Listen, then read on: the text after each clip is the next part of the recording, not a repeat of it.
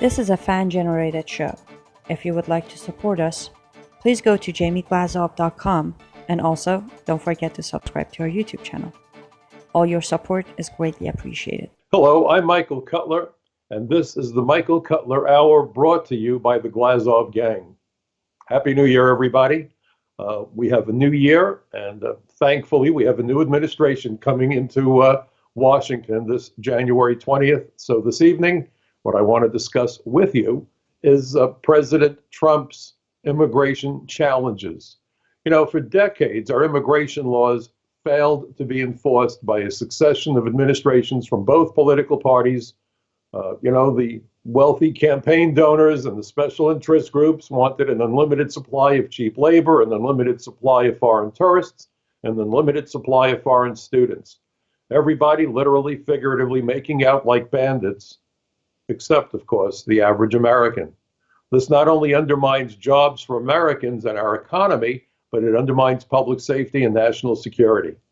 In the wake of the attacks of 9/11, DHS, the Department of Homeland Security, was created.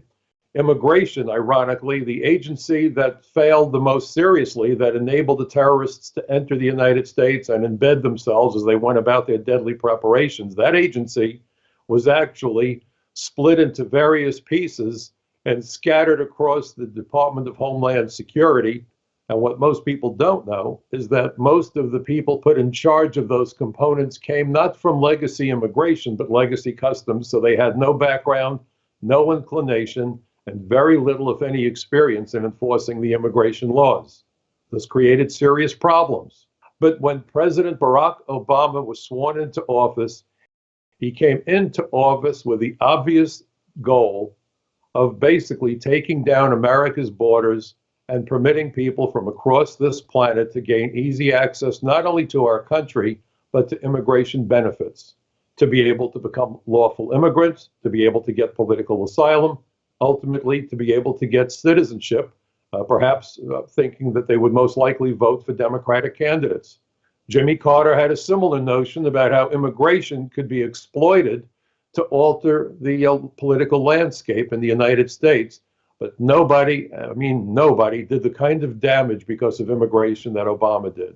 The one promise that he made that he kept was that change was going to come to America. And that change came across our borders. I know that President Trump will want to get started by building that wall, enforcing the immigration laws, but here are the hurdles, and it's something that I wrote about for Front Page Magazine. He will have to not only more agents, but change the culture of the agencies that work for the Department of Homeland Security. United States Citizenship and Immigration Services, the agency that adjudicates the applications for residency, political asylum, and even United States citizenship, has come to see immigration agents as adversaries, not allies. You know, my career with the old INS spanned some 30 years.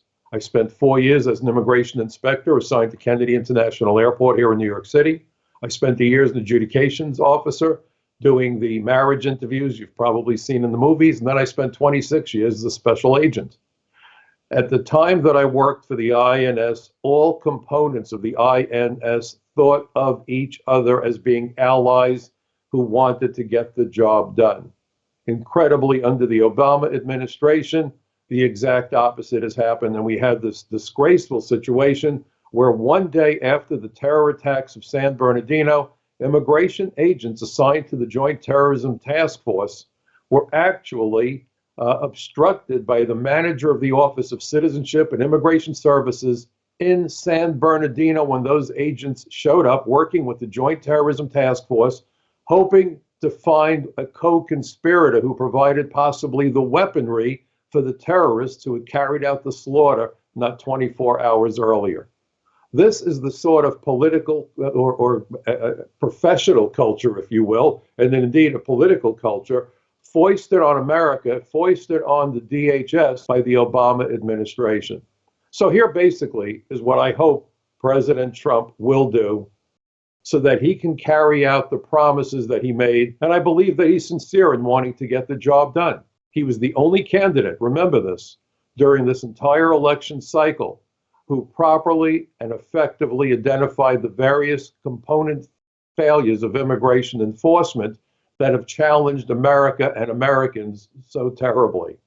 Number one, we need more agents, many more agents. There's only about 5,000 or 6,000 immigration agents, half of them doing customs work. We have 35,000 police officers in New York City, so we need more agents. We need more immigration judges.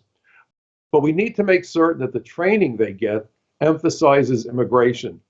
Right now, at Immigration and Customs Enforcement, there's far more concern with those people who turn out counterfeit Gucci loafers than counterfeit passports. That has to stop immediately.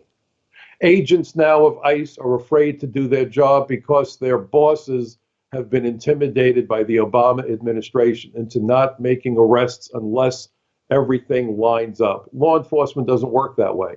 Police officers don't call their bosses before they put handcuffs on a suspect. Immigration agents were never hobbled this way, and that has to stop. Agents must know that their bosses and their agency stands behind them, provided they act legally in accordance with regulation and in accordance with common sense. This notion of the agency seeing their own employees as adversaries must stop. We must also have training for prosecutors, federal prosecutors, so they understand the true significance of immigration criminal law violations, and so that they can effectively bring those criminal charges when it's appropriate. Illegal aliens who re-enter the United States unlawfully after criminal convictions face 20 years in jail. The process is simple. I actually worked with Senator Al D'Amato to create that law. The beauty of that law is it is not a labor-intensive law. It's a law that can be enforced easily, and a couple of days' worth of work can result in a bad guy going to jail for a long time. There's no reason not to use these tools that are available. We've got to get all agencies working as part of a team. You know, they say that when the fish goes bad, it smells from the head. We have a wonderful leader coming in. I hope that he sets a clear course for all of the component agencies of the Department of Homeland Security, especially where immigration is concerned, because those laws are so fundamental to the safety of America and Americans.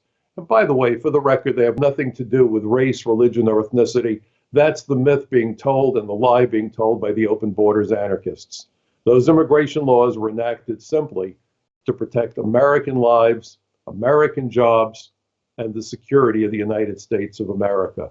What could be more fundamental and what could be better for America and Americans than to see those laws effectively enforced? And let's remember, transnational criminals from around the world are most likely to have a negative impact on the members of the immigrant communities in which they are embedded, not just from Latin America, but from the four corners of this planet. It's time to change the way this government does business. We have a new administration coming in. This is the opportunity that Donald Trump, I hope, seizes to make real change within the immigration system so that those laws can be effectively enforced and Americans can be protected. What a way to start the new year. What a way to start a new administration. I thank you for listening. Please support the Glazov Gang at jamieglazov.com and make sure that you are subscribed to its YouTube channel. See you next time.